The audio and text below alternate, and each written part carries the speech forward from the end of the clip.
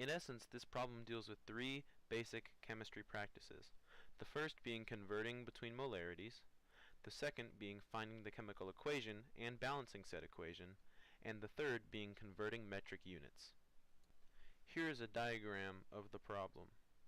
Notice how the two are separated into their specific ions, and how the milliliters has been converted to liters. What we know about this problem so far. One thing we know is the molarity problem, in that moles equal concentration in molarity times volume in liters.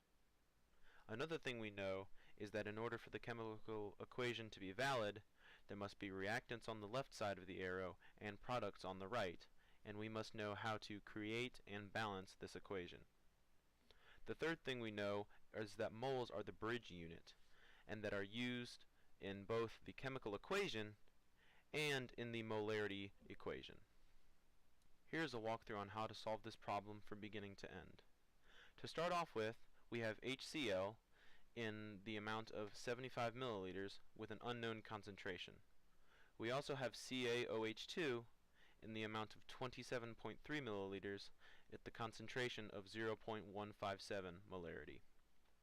To start off with, we use our moles equation and find that we have the amount of moles of CaOH2 as 0.004286.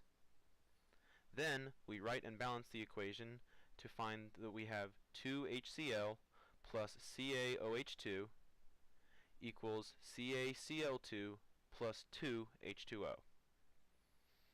In this equation, we find the ratio of moles of HCl and moles of CaOH2 to be 2 moles HCl equals 1 mole CaOH2. Because of this, we multiply our moles of CaOH2 by 2, because there will be 2 moles of HCl in this equation for every 1 mole of CaOH2. Now that we have moles of HCl, we can use our moles and concentration equation to convert this back to the molarity in the concentration of the HCl. To do this, we rearrange the equation to be concentration equals moles over volume.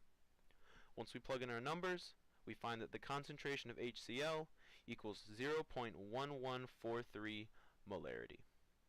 Here are some common mistakes to watch out for. Make sure that you convert from milliliters to liters, because if you do not, your numbers will be invalid. Also, make sure you keep the 2 to 1 moles ratio in mind, because if you do not, your numbers will be invalid.